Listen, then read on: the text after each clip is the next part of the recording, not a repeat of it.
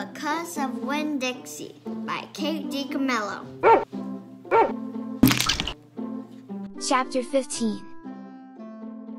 The Herman W. Block Memorial Library's air conditioning unit didn't work very good, and there was only one fan, and from the minute me and Winn Dixie got in the library, he hogged it all. He lay right in front of it and wagged his tail and let it blow his fur all around. Some of his fur was pretty loose and blew right off of him like a dandelion puff. I worried about him hogging the fan, and I worried about the fan blowing him bald, but Miss Franny said not to worry about either thing, that Winn Dixie could hog the fan if he wanted, and she had never in her life seen a dog made bald by a fan. Sometimes, when Miss Franny was telling a story, she would have a fit. They were small fits and they didn't last long. But what happened was she would forget what she was saying. She would just stop and start to shake like a little leaf. And when that happened, Winn Dixie would get up from the fan and sit right at Miss Franny Block's side. He would sit up tall, protecting her, with his ears standing up straight on his head, like soldiers. And when Miss Franny stopped shaking and started talking again, Winn Dixie would lick her hand and lie back down in front of the fan. Whenever Miss Franny had one of her fits, it reminded me of Winn Dixie in a thunderstorm.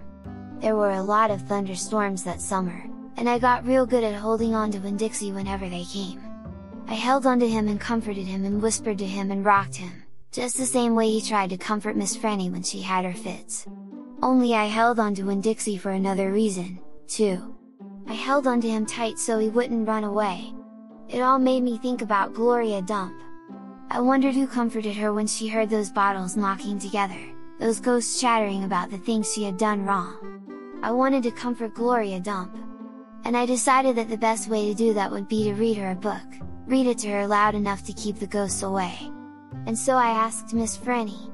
I said, "Miss Franny, I've got a grown-up friend whose eyes are going on her, and I would like to read her a book out loud. Do you have any suggestions? Suggestions?" Miss Franny said, "Yes ma'am, I have suggestions. Of course, I have suggestions. How about Gone with the Wind? What's that about?" I asked her. "Why," said Miss Franny, "it's a wonderful story about the Civil War." "The Civil War?" I said. "Do not tell me you have never heard of the Civil War?" Miss Franny Block looked like she was going to faint. She waved her hands in front of her face. "I know about the Civil War," I told her. "That was the war between the South and the North over slavery." "Slavery, yes," said Miss Franny. "It was also about states' rights and money. It was a terrible war. My great-grandfather fought in that war. He was just a boy." "Your great-grandfather?" "Yes ma'am," lit Miss W. Block. "Now there's a story." Winn Dixie yawned real big and lay down on his side, with a thump in his sigh. I swear he knew that phrase, "Now there's a story." And he knew it meant we weren't going anywhere real soon. "Go ahead and tell it to me, Miss Franny," I said. And I sat down cross-legged next to Winn Dixie. I pushed him and tried to get him to share the fan. But he pretended he was asleep.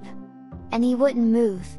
I was all settled in and ready for a good story when the door banged and pinch-faced Amanda Wilkinson came in. Winn Dixie sat up and stared at her.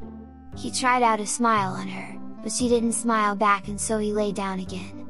"I'm ready for another book," Amanda said, slamming her book down on Miss Franny's desk. "Well," said Miss Franny, "maybe you wouldn't mind waiting. I am telling India Opal a story about my great-grandfather.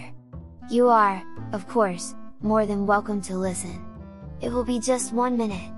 Amanda sighed a real big dramatic sigh and stared past me. She pretended like she wasn't interested, but she was, I could tell. "Come sit over here," said Miss Franny. "I'll stand, thank you," said Amanda. "Suit yourself," Miss Franny shrugged. Now where was I? Oh, yes. Litmus W. Block. Because of Winn Dixie by DiCamillo. If you like this video, please like, share, subscribe, and hit the notification bell.